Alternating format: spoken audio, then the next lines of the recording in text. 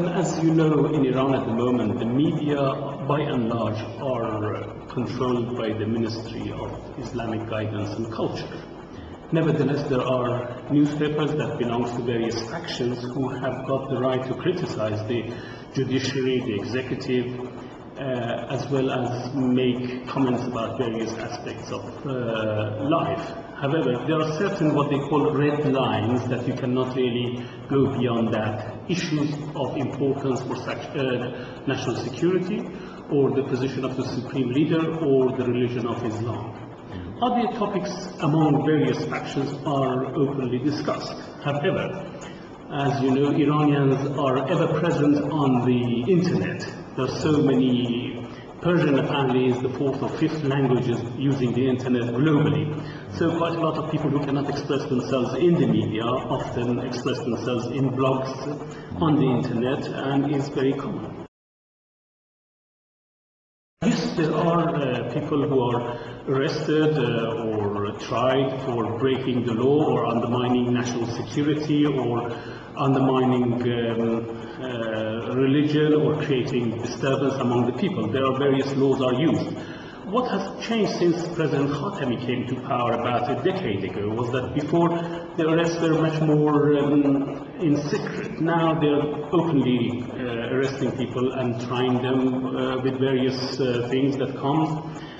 Sometimes they are, of course they can have access to lawyers who try to release them. Nevertheless, the pressure is on those, especially who are outside their factions and they are not within the kind of umbrella of the Islamic Republic. Mm-hmm. There are a number of factions within the Islamic regime. There is conservative faction, there is ultra-conservative faction, there are reformist faction, there are pragmatist factions. Some are loyal to President Khatami, former President Khatami, some are loyal to Mr. Rafsanjani, some are loyal to Mr. Ahmadinejad or other conservative groups. So the factions have got more power because they've got representatives within various institutions of power in Iran, like parliament, like the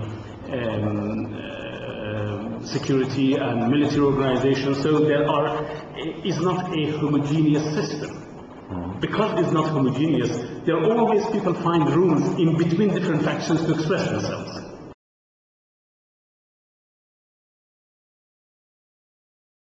Yes, and also journalists whose papers have been closed down. As you know, quite a lot of papers have been closed down in the past few years.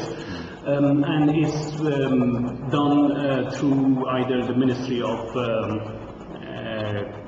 Guidance and Culture, which has got a role in press council, they call it, which they decide, okay, this newspaper has overstepped the mark and it has to be closed down, or it's been for a period of 2 weeks or longer.